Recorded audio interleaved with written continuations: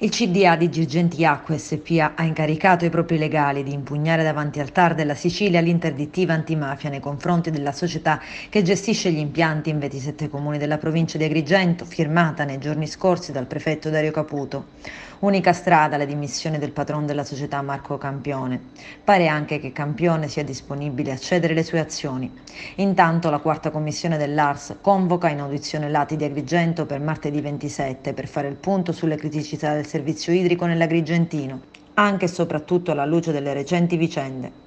A prendere posizione, poi ci sono anche i sindacati che con una nota congiunta chiedono al prefetto di Agrigento Dario Caputo la convocazione urgente di un tavolo congiunto con Lati Idrico per comprendere come si intende affrontare questa fase di transizione. Questo in sintesi quanto scritto in un unico comunicato stampa in cui i segretari generali di categoria pongono l'accento anche sul mantenimento dei livelli occupazionali, ma anche sul reintegro dei lavoratori ingiustamente licenziati ed aggiungono vanno recuperate le retribuzioni non pagate ai lavoratori con un servizio che deve essere efficiente ed economico.